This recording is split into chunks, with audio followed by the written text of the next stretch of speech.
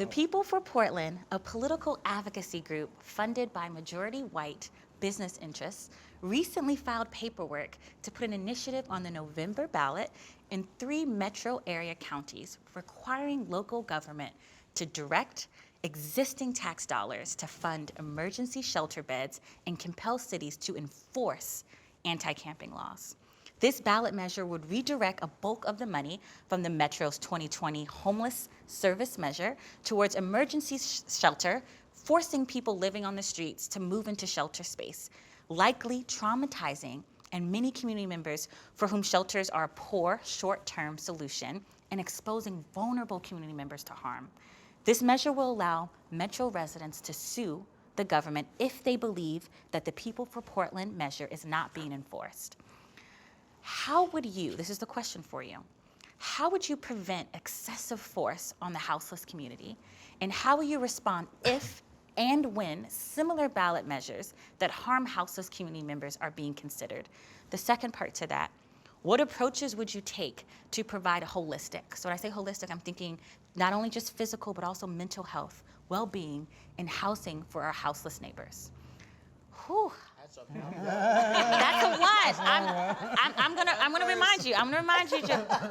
So the first one is, how do you prevent excessive force on the houseless community and respond if and when a similar ballot measure like this, which from our perspective as Imagine Black, will harm the houseless community? No question in my mind that this will harm people who have already been traumatized over and over and over again. Let me just say that the People for Portland are people who are accustomed to buying city council seats, and because of the small donor campaign, they can no longer write $20,000 and $30,000 checks to their favorite city council candidate. So instead, they decided to hire some spin doctors to make the public mad. When I first heard they spent $500,000 in 3 months, I thought to myself, what could I have done if I had $500,000 to engage the public? Because here's what I know. Portlanders, when you give them something to do, they will do it. I would have actually used that $500,000 to actually tap into the best of Portland. How can you help? Right? Are you an empty nester? Do you have a room that we can have a family share with you, right? Can we create self-managed camps? Because we know self-managed camps have never had police interaction, right? Can we use land the government already owns and actually create these different housing options while we wait to build housing people can afford to live in?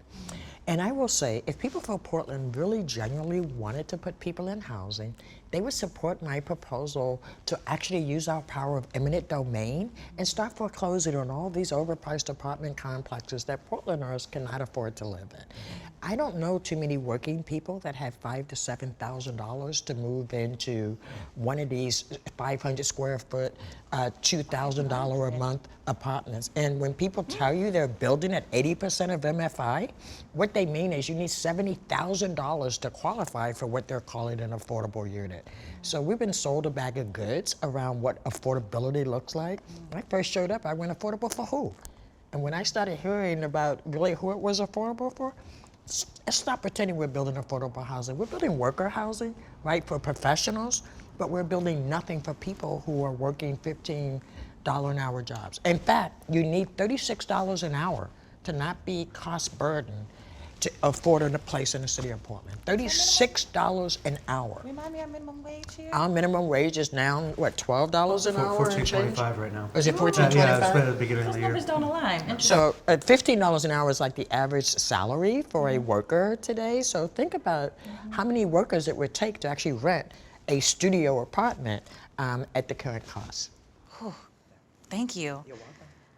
I'm going to pass it to you, Dale, to answer this question. I know we just heard from you a few minutes ago, but I'm going to repeat it again.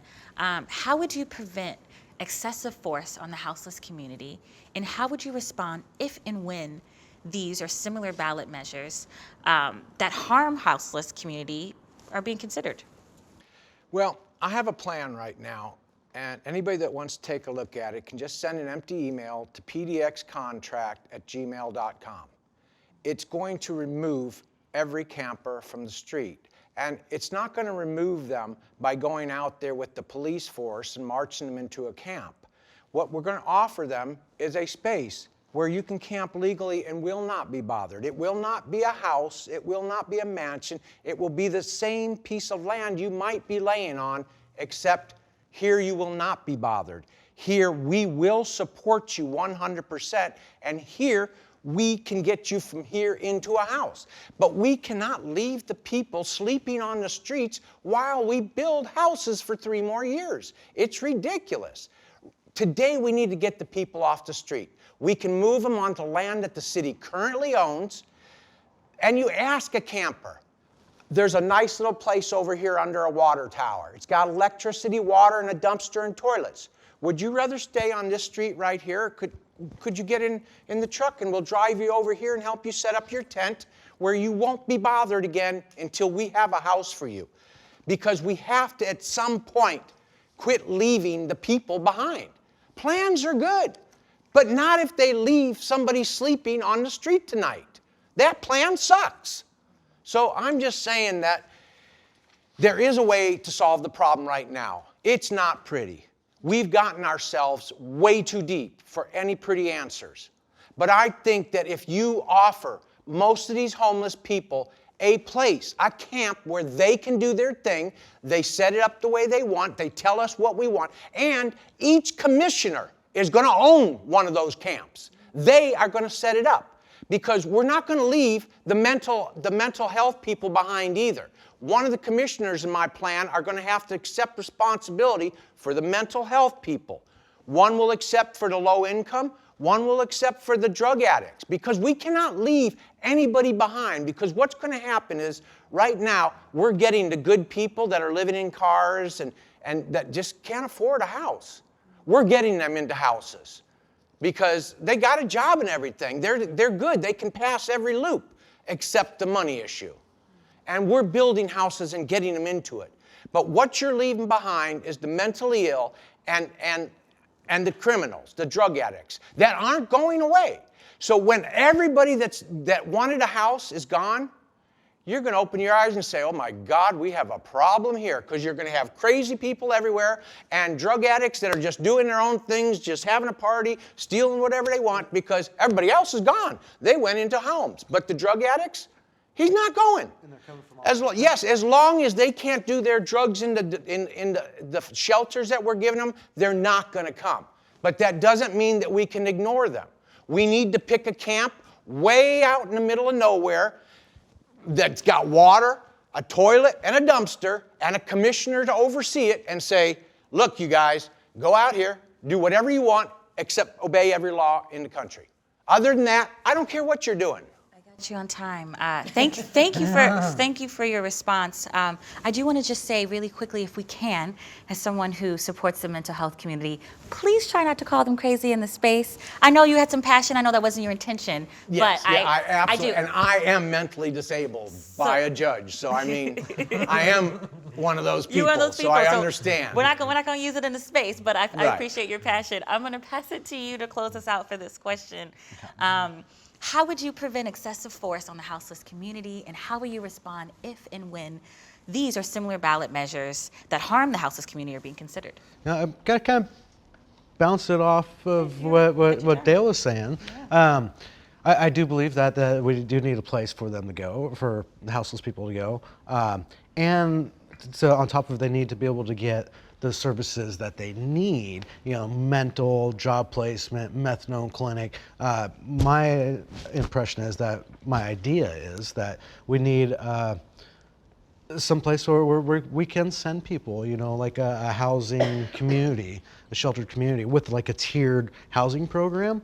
So we can have something where there's tents, where they can set up their tents in their lots, and then they can move up into they have the box houses for $50,000. It's a full, complete house that comes together and unfolds, right? And it's like 300 or 400 square foot. Those are cheap alternatives. Going back to the $2.5 billion we're collecting over the next 10 years, that's a lot of money. Just off those little box houses, that's 25,000 of those with $2.5 billion. But right now what we're doing, we're collecting the money in the city, and then we're dispersing the $2.5 billion to the counties, right? And they're not working together, or they're saying, okay, we're working together, we're meeting every 2, 3, 4, 5, 6 months, BS. You need to be meeting once a week. You need to come up with a plan. You need to bring all the groups together of all the great organizations, come up with an actual game plan and then stick to that game plan. Make it easier for, I like Dale's idea of like one concentrated area where all of the volunteer groups can come to and make the most effort when they're working as a team. By virtue of being volunteer, you don't get to tell community members where they spend their time. Right. I don't think that we should be letting the houseless just take over the streets. You're not going to let if you have a child that has their issues. You're not going to say, go ahead and set up a tent in a yard. It is that's legal. That's going to be unacceptable. It is illegal to remove houseless people if you have nowhere for them to go. Absolutely, and just so that And the is U.S. put to Supreme dead, Court has let's ruled. put that to dead, make it dead. The Supreme Court has The Supreme ruled. Court has changed this. The ruling has been revised several times by several courts. It never, ever, ever said you could not remove a person from the street. It said you could appropriately not wrong. make a law that But would I force don't- somebody off the street. I do, and what I brought up was these facilities where they have methadone, they have job placement, they have all this other stuff. So a place for them to go, and then once you have that in place, 100% ban starting downtown on homeless tents. Why just you're downtown? How about East Portland, actually, where it has no resources? start downtown, and then eventually you spread it out. Why start downtown? There's Because 20 because our economic, we 20 we private thrive security off firms. of we thrive we off don't. of downtown? tourism. No. You We don't. Somebody does, but not us. So we're running out of time here. I want to be mindful and respectful of the time. I appreciate y'all's response. Yeah, and I guess we've been here a long time. We've been here some time. Getting a little hot. We got to get a little hot. Need a little fan. I will say for the viewers, we're gonna throw some links to that Supreme Court case so we can all be on the same page here. Yeah, I'm curious about that. I also do want to throw out and just remind folks that our budget is a moral document, and all of these great ideas that I heard, and I will say some of them I don't agree with. So I'm saying great in a loose word here, but all the ideas I heard today require funds, and as an organization that believes that we can do better, those funds could come from a lot of places. And I'm thinking about that last question of that extra $5.2 million. Not enough to do what we need, but those ideas cost some money. Let's think about how to fund it, and part of the commissioner's role is to think about that.